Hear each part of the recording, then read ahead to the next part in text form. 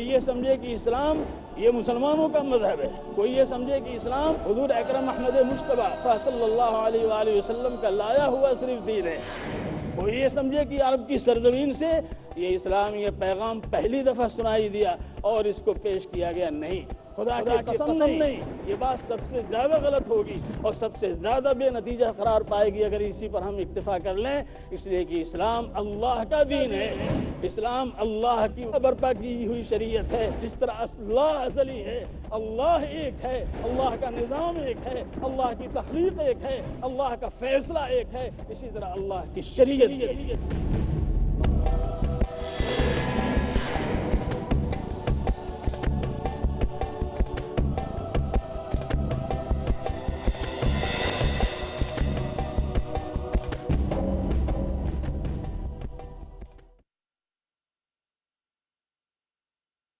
خواتین و حضرات، اب ہماری اس بزم کے مقرر مولانا خالد ندوی غازی پوری حفظہ اللہ ہیں۔ آپ نے سن 1975 میں دارالعلوم ندوۃ العلماء لکھنؤ سے عالمیت کی ڈگری حاصل کی۔ سن 1977 میں یہیں سے فضیلت مکمل کیا۔ دارالعلوم ندوۃ العلماء میں آپ حدیث کے پروفیسر ہیں۔ دارالعلوم ندوۃ العلماء کی نگراں کمیٹی کے مین ذمہ دار ہیں اور جامعۃ المعارف الاسلامیہ لکھنؤ کے ریکٹر اور ناظم ہیں اور All India Muslim Personal Law Board کے ممبر ہیں اور ساتھ ہی اردو کے مائع ناز مقرر بھی ہیں اور میرے استاد بھی ہیں۔ میں نے ان سے حدیث کی مشہور کتاب جامع ترمذی پڑھی ہے۔ میں اپنے استاد محترم مولانا خالد ندوی غازی پوری کو دعوت سخن دیتا ہوں کہ وہ تشریف لائیں اور اپنے منتخب اور پسندیدہ عنوان اسلام ہر دور میں قیادت کی صلاحیت رکھتا ہے، اس پر اپنے خیالات کا اظہار فرمائیں۔ حضرت مولانا خالد ندوی غازی پوری۔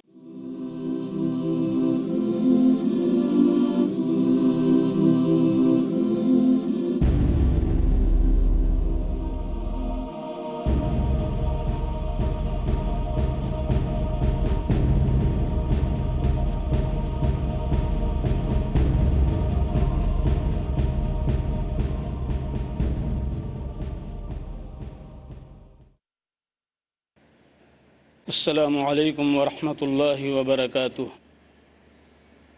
الحمد للہ نحمده ونستعینه ونستغفره ونعوذ باللہ من شرور انفسنا ومن سیئات اعمالنا، من يهده الله فلا مضل له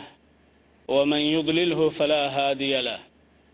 ونشهد ان لا اله الا الله وحده لا شريك له، ونشهد أن سيدنا ومولانا وحبيبنا وشفيعنا ونبينا محمدا عبده ورسوله، أما بعد، قال الله عز وجل في القرآن المجيد والفرقان الحميد: أعوذ بالله من الشيطان الرجيم، بسم الله الرحمن الرحيم، هو الذي أرسل رسوله بالهدى ودين الحق ليظهره على الدين كله وَكَفَى بِاللَّهِ شَهِيدًا۔ صدق اللہ العظیم۔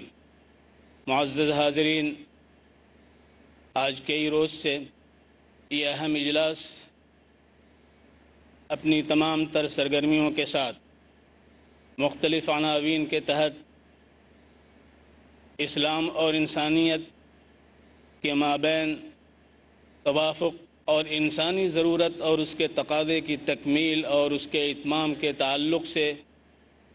ان حلوں کو پیش کرنے کے لیے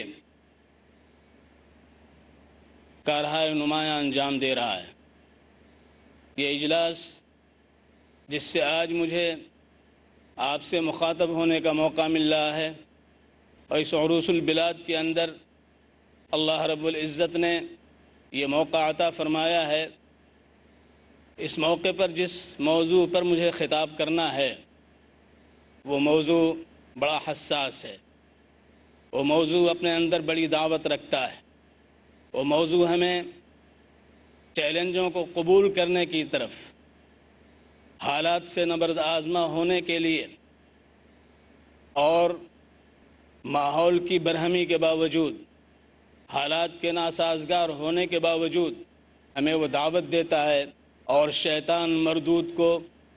تمہارے مقابلے میں اس نے ذلیل و خوار کیا، رسوا کیا اور اسے رادِ درگاہ قرار دے دیا۔ اب تمہیں یہاں پر آ کر کے اپنی افادیت کو، نافعیت کو، صلاحیت کو، صالحیت کو ثابت کرنا ہے۔ وہ موضوع بڑا حساس ہے، وہ موضوع ہماری زندگی کے تمام تر تقاضوں سے وابستہ ہے۔ وہ موضوع ہمارے لیے اس روح کے مثل ہے جس کے بغیر انسان کا جسم لاشا ہے، وہ کوئی کردار ادا کرنے کے قابل نہیں رہتا ہے۔ اللہ کے رسول صلی اللہ علیہ وآلہ وسلم کی بعثت مبارکہ کے تعلق سے یہ بات کہی جا سکتی ہے کہ آپ کی بعثت کو اگر سمیٹ لیا جائے تو اس کو سمیٹ کر کے اسی جملے میں ادا کیا جا سکتا ہے کہ جس اسلام کو لے کر کے وہ آئے تھے، اس دنیا میں لے کر کے آئے تھے، امن اور امان کا پیغام لے کر کے آئے تھے، تصورات کی دنیا میں حقائق کو برپا کرنے کے لیے آئے تھے، انسان کو انسانیت کا سبق سکھانے کے لیے آئے تھے، امن و امان کی زندگی عطا کرنے کے لیے آئے تھے، جور و ظلم اور زیادتی سے نکالنے کے لیے اور انسانوں کی زیادتی اور ظلم سے اللہ کی بندگی کی طرف لے جانے کے لیے اللہ رب العزت نے آپ کی بعثت فرمائی تھی۔ تو وہ اسلام، وہ دین، وہ شریعت، وہ طریقہ زندگی، وہ دستور حیات جس طرح وہ اس دن صلاحیت رکھتا تھا، آج بھی اسی طرح سے وہ صلاحیت رکھتا ہے۔ آج بھی اس کے اندر قائدانہ کردار ادا کرنے کی صلاحیت ہے، اس لیے کہ جس مالک نے اس کائنات کو پیدا کیا ہے، جس مالک نے اس کائنات کو بنایا ہے، ہم سب کا یقین ہے، بلکہ دنیا کے کسی فرد سے آپ پوچھ لیجئے اور سوال کر لیجئے کہ اس کائنات ارضی و سماوی کو کس نے بنایا ہے، زمین کو کس نے بنایا ہے، آسمان کو کس نے بنایا ہے، پہاڑوں کو کس نے گاڑ دیا ہے، ہواؤں کو چلنے کی صلاحیت کس نے عطا فرمائی ہے، اور دریا کے اندر روانی کس نے رکھی ہے، باد نسیم کی مست خرامی کس نے اس کو عطا کی ہے۔ ہر فرد یہ کہے گا کہ وہی مالک ہے، وہی پرمیشور ہے، وہی ایشور ہے، وہی ایک ہے جس نے یہ ساری کائنات کی رچنا کی ہے اور اس کائنات کو اس نے بنایا ہے۔ اس میں دوسری کوئی بات نہیں ہے۔ لہذا ہم جب دیکھتے ہیں کہ آفتاب اپنا کام کر رہا ہے، چاند اپنے کردار کو ادا کر رہا ہے، ستارے اس پوری دنیا کو اپنی چمک و دمک و جگمگاہٹ کے ذریعے ایک حسن و جمال عطا کر رہے ہیں، دریا کی روانی اور باد نسیم کی مست خرامی، سمندر کا تموج اور اس کی لہریں اور دنیا کی تمام تر یہ چیزیں جس کو اللہ رب العزت نے پیدا کیا ہے، اور وہ ثابت قدم ہیں، محفوظ ہیں، اپنا کردار ازل سے ادا کر رہی ہیں۔ جب سے اللہ نے پیدا کیا ہے، اس مالک نے پیدا کیا ہے۔ آفتاب پرانا نہیں ہوا، چاند پرانا نہیں ہوا، ستارے پرانے نہیں ہوئے، دریا پرانے نہیں ہوئے، سمندر پرانے نہیں ہوئے، زمین پرانی نہیں ہوئی۔ اے لوگوں بتاؤ خدا کی شریعت کیا پرانی ہو سکتی ہے؟ اسی کا برپا کیا ہوا ہے، اسی کا دیا ہوا ہے، اسی کا نظام عطا کردہ ہے، اسی نے ہمیں پیدا کیا ہے اور اسی نے ہماری زندگی کو گزارنے کے طریقے بھی بتائے ہیں۔ تو جب یہ آسمان و زمین جو فانی ہے، جاویدانی نہیں ہے، اس کی روشنی اگر ہر روز ہمارے لیے زندگی کا سامان فراہم کرتی ہے، چاند کی چاندنی ہمارے لیے ہمارے غذا کا انتظام کرتی ہے، دریا کی لہریں ہمارے لیے ہماری کھیتیوں کو شادابی اور سرسبزی کے لیے ہمہ خدمت کے لیے تیار ہے۔ اس میں کوئی یہ قدامت نہیں ہے، اس میں اس لیے نہیں چھوڑ دیا گیا کہ یہ زمین پرانی ہو گئی، یہ دریا پرانا ہو گیا، یہ پہاڑ پرانا ہو گیا، یہ چاند پرانا ہو گیا، بلکہ جستجو ہے اور تلاش ہے کہ اس کے آگے بھی کچھ ہے۔ اجتہاد کی صورتیں نظر آ رہی ہیں، ہر فرد جد و جہد میں لگا ہوا ہے، سائنس کی ساری کارروائی اور ساری کارگزاری اسی دائرے میں جو ہے وہ سرگرمیاں اپنی دکھا رہی ہیں، اور یہ ثابت کرنا چاہتی ہیں کہ اس جہاں سے اور بھی آگے جہاں ہے، اس آفتاب سے آگے اور بھی آفتاب ہے، اس چاند سے آگے اور بھی چاند ہے، وہ روشنیاں بھی ہیں جو ابھی تک ہماری زمین تک نہیں پہنچی ہیں، تو اگر اس کی تلاش و جستجو میں ہم اگر سرگرداں ہیں اور انسان اس کی افادیت و نافعیت کو سامنے رکھتے ہوئے اس سے استفادہ کرنے کی کوشش کر رہا ہے تو اللہ تبارک و تعالیٰ کی شریعت میں وہ نافعیت و صلاحیت ہے جو ابھی تک بہت کچھ سامنے نہیں آئی ہیں۔ انشاءاللہ ثم انشاءاللہ جب اس میں کوشش کی جائے گی تو اس کی صلاحیت ہمارے لیے زمانے کے ہر دور میں، زمانے کے ہر تقاضے کو، زمانے کی ہر راہ میں، زمانے کے ہر میدان میں، زمانے کی ہر سرگرمیوں میں، زمانے کی ہر قوت و طاقت کے سامنے نبرد آزما ہو کر ہدف تک پہنچانے کی صلاحیت رکھتی ہے۔ لہذا اللہ تبارک و تعالیٰ نے پہلے اس کائنات کا تذکرہ فرمایا ہے جس کائنات کو ہم نظام تکوینی سے عبارت سمجھتے ہیں۔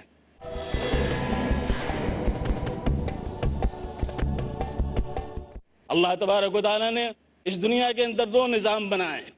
ایک نظام کو نظام تکوینی کہا جاتا ہے اور ایک نظام کو نظام تشریعی کہا جاتا ہے۔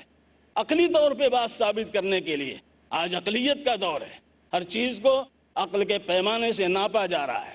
عقل میں یہ بات آ جائے،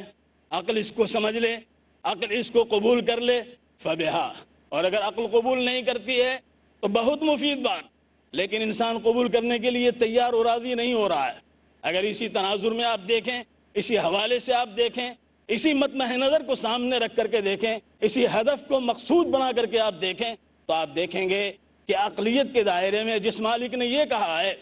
ان ربکم اللہ الذی خلق السماوات والارض فی 6 ایام ثم استوى على العرش یغشی اللیل النہار یطلبہ حثیثا والشمس والقمر والنجوم مسخرات بامرہ الا لہ الخلق والامر تبارک اللہ رب العالمین۔ بے شک تمہارا پروردگار جس نے آسمانوں اور زمین کو پیدا کیا ہے، خلق السماوات والارض، پھر وہ عرش الہی پر متمکن ہوا اور اس نے دن کو رات سے ڈھانپ دیا ہے، چھپا دیا ہے۔ یغشی اللیل النہار یطلبہ حثیثا، دن پیچھا کر رہا ہے رات کا اور رات پیچھا کر رہی ہے دن کا، یہ دونوں ایک دوسرے کی طرف جو ایک دوسرے کی طرف لپک رہے ہیں، لیکن کیا مجال کی رات دن کو پالے اور دن رات کو پالے۔ رات آتی ہے دن گزر جاتا ہے اور دن آتا ہے رات گزر جا رہی ہے۔ للشمس ينبغي لها ان تدرك القمر ولا الليل سابق النهار كل في فلك يسبحون۔ نہ سورج کو یہ زیبا ہے کہ وہ رات کو پالے اور نہ رات کو یہ جسارت ہے، قوت و استطاعت ہے کہ وہ دن پر غالب آ جائے۔ دونوں اپنے اپنے میدان میں، دونوں اپنے اپنے احاطے میں، دونوں اپنے اپنے حدود میں جو ہے سرگرداں ہیں۔ للشمس ينبغي لها ان تدرك القمر ولا الليل سابق النهار كل في فلك يسبحون، ہر ایک اپنے اپنے دائرے میں سرگرم ہیں، سرگرداں ہیں۔ دوسری جگہ اللہ رب العزت نے یہ بھی ارشاد فرمایا قل أئنكم لتكفرون بالذي خلق الأرض في يومين وتجعلون له أندادا ذلك رب العالمين وجعل فيها رواسي من فوقها وبارك فيها وقدر فيها أقواتها في 4 أيام سواء للسائلين ثم استوى إلى السماء وهي دخان فقال لها وللأرض ائتيا طوعا وكرها قالتا أتينا طائعين فقضاهن 7 سماوات في يومين وأوحى في كل سماء أمرها وزينا السماء الدنيا بمصابيح وحفظا ذلك تقدير العزيز العليم۔ اللہ تبارک و تعالیٰ نے صاف صاف کہہ دیا کیا تم انکار کر رہے ہو اس ذات گرامی کی جس نے زمین کو 2 روز میں پیدا کیا، آسمان کو 2 روز میں پیدا کیا اور اس زمین کے اندر پہاڑوں کو گاڑ دیا اور پہاڑوں کے اندر توانائیاں رکھیں، ان توانائیوں کو تناسب کے ساتھ رکھا۔ جن توانائیوں کو تم نکالتے ہو، توانائیاں پیٹرول کی شکل میں، توانائیاں گیس کی شکل میں، توانائیاں ہیرے جواہرات کی شکل میں، توانائیاں سونے اور چاندی کی شکل میں،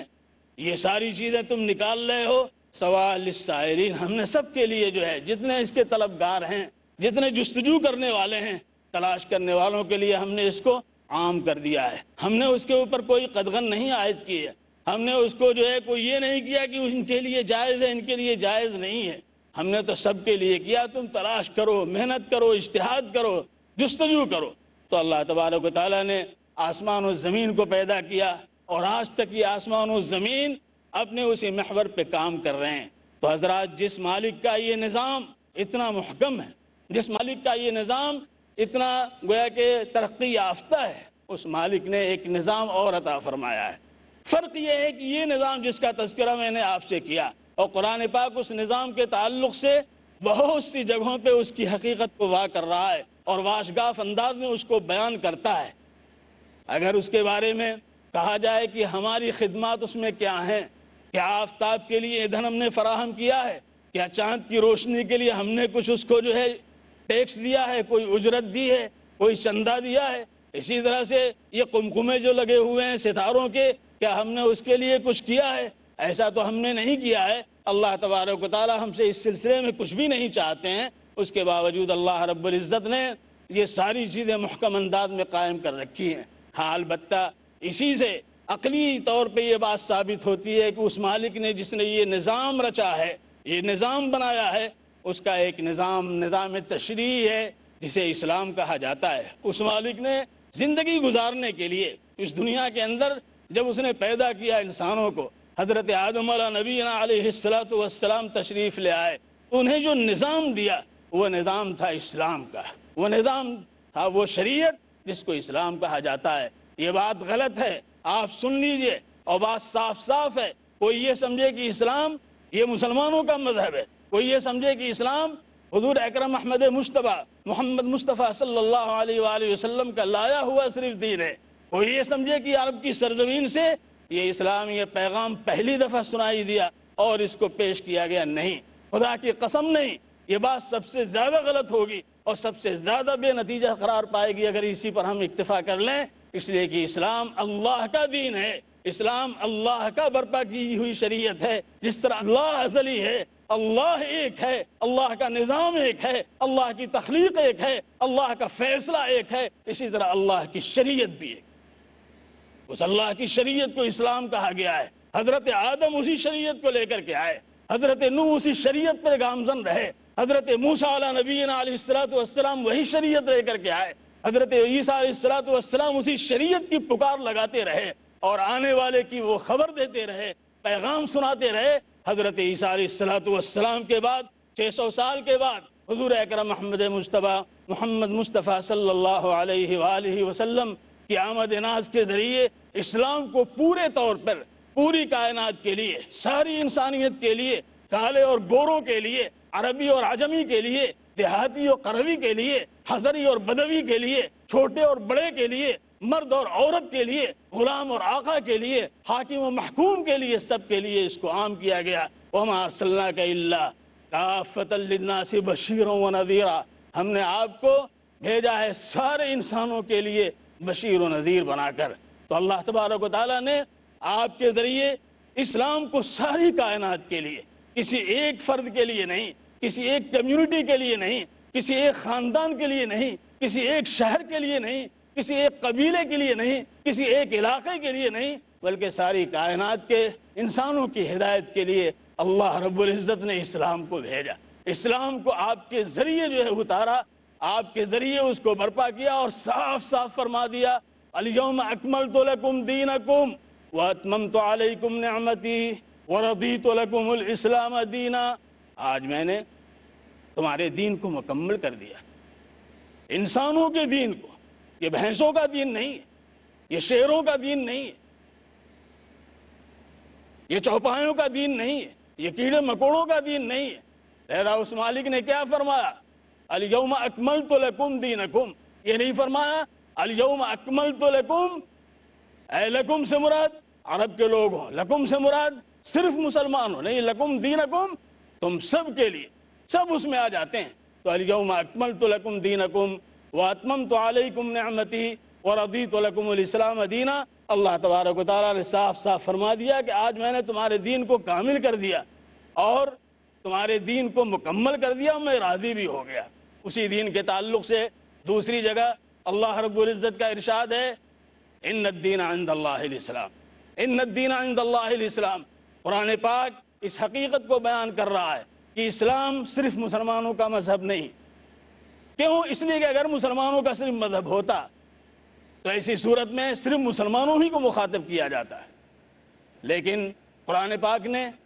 اللہ کے نبی احمد مجتبی محمد مصطفیٰ صلی اللہ علیہ وآلہ وسلم نے مخاطب کیا، یہود کو مخاطب کیا، عیسائیوں کو مخاطب کیا، کفار و مشرکین کو مخاطب کیا، اور اس زمانے کے دہریے و ملحدین کو، زنادقہ کو مخاطب کیا، سب کو مخاطب کیا، اس لیے کہ سب کا دین تھا۔ لہذا اللہ تبارک و تعالیٰ نے خود ہی فرما دیا ہے کہ ان الدین عند اللہ الاسلام وما اختلف الذین اوتوا الکتاب الا من بعد ما جاءهم العلم بغیا بینہم ومن یکفر بآیات اللہ فإن اللہ سریع الحساب۔ دین تو اللہ کے نزدیک اسلام، اختلاف اہل کتاب نے حقیقت آ جانے کے بعد اختلاف اس میں برپا کیا ہے، اس کو قبول کرنے کے لیے وہ آگے نہیں بڑھے، حالانکہ پہلے سے دہائی دے رہے تھے۔ انصار سے وہ کہہ رہے تھے کہ نبی آخر الزماں کی آمد ہونے والی ہے، نبی آخر الزماں کی آمد ہوگی تو ہم ان کے ساتھ مل کر کے تمہارے اوپر غالب آ جائیں گے۔ لیکن جب نبی آخر الزماں کی آمد ہوئی تو قبول کرنے کے لیے وہ تیار نہیں ہوئے۔ وَجَحَدُوا بِهَا وَاسْتَيْقَنَتْهَا أَنفُسُهُمْ ظُلْمًا وَعُلُوًّا فَانظُرْ كَيْفَ كَانَ عَاقِبَةُ الْمُفْسِدِينَ۔ اللہ تبارک و تعالیٰ صاف صاف فرما رہے ہیں کہ انکار تو کیا انہوں نے، لیکن دل ان کے جو ہے تسلیم کر رہے تھے، دل میں یہ حقیقت بیٹھ چکی تھی کہ اللہ تبارک و تعالیٰ نے جس دین کو اتارا ہے، جس دین کے ہم منتظر تھے، جس دین کے اندر صلاحیت ہے قائدانہ رول ادا کرنے کی، جس دین کو آج امن و امان برپا کرنے کے لیے اللہ رب العزت نے اتارا ہے، جس دین کو دنیا سے ظلم اور جور اور ناانصافیوں اور حق تلفیوں کے ازالے کے لیے بھیجا ہے، یہی دین ہے جو محمد مصطفیٰ صلی اللہ علیہ وآلہ وسلم لے کر کے تشریف لے آئے ہیں۔ لیکن اندر کی ہٹ دھرمیاں، اندر کی خود ستائیاں، اندر کی خود نمائیاں، اندر کی خود نگری، اس نے انہیں مجبور کیا کہ نہ مان دیں گے تو پھر بات کہاں سے رہ جائے گی، کیسے ہم تسلیم کر لیں گے۔ آپ کو معلوم ہے کہ ابو جہل نے ایک دفعہ ایک بدوی کا جو ہے اس نے اونٹ خرید لیا، پیسہ نہیں دیا۔ وہ بدوی جو آیا تھا اونٹ بیچ کر کے اپنے بچوں کے لیے کپڑا خریدنے کے لیے، غلہ خریدنے کے لیے، تاکہ بیچ کر کے اس پیسے سے وہ کپڑا خرید لے اور اپنے بچوں کے لیے لے جائے۔ لیکن اب وہ پیسہ نہیں مل رہا تھا، پریشان گھوم رہا تھا، کوئی بھی اس کے لیے سہارا نہیں بن رہا تھا۔ وہاں کے اوباش نوجوان انہوں نے مذاق سوجا اور انہوں نے کہا کہ دیکھو یہ جو صاحب بیٹھے ہوئے ہیں حرم کعبہ کے جلو میں، سائے میں، ان کی بڑی گاڑھی چھنتی ہے ابو جہل سے، لہذا تم ان کے پاس جاؤ، یہ تمہاری مدد کریں گے۔ وہ دیہاتی قروی پریشان حال وہ حضور اکرم احمد مصطفیٰ محمد مصطفیٰ صلی اللہ علیہ وآلہ وسلم کی خدمت عالیہ میں حاضر ہوا اور اس نے کہا حضور مجھے معلوم ہوا کہ ابو جہل کی بڑی آپ سے بنتی ہے، آپ بہت ہی زیادہ اس کے قریبی ہیں، ہمارا پیسہ چل کر کے دلوا دیجئے۔ حضور اکرم صلی اللہ علیہ وآلہ وسلم فوراً اٹھے اور پہنچ گئے، اس کی کنڈی کھٹکھٹائی، اندر سے بھاگا ہوا ابو جہل آیا۔ جب باہر آیا تو دیکھا کہ حضور اکرم احمد مصطفیٰ محمد مصطفیٰ صلی اللہ علیہ وآلہ وسلم تشریف فرمائے کھڑے ہیں اور پیچھے وہ قروی و دیہاتی اعرابی موجود ہے جس کا اونٹ ہم نے لیا ہے۔ حضور نے کہا کہ تم نے اس کا اونٹ خریدا ہے، خدا کے لیے اس کا پیسہ دے۔ فوراً واپس گیا اور وہ توڑا لے کر کے آیا جس میں اشرفیاں تھیں اور لا کر کے پیش کر دی۔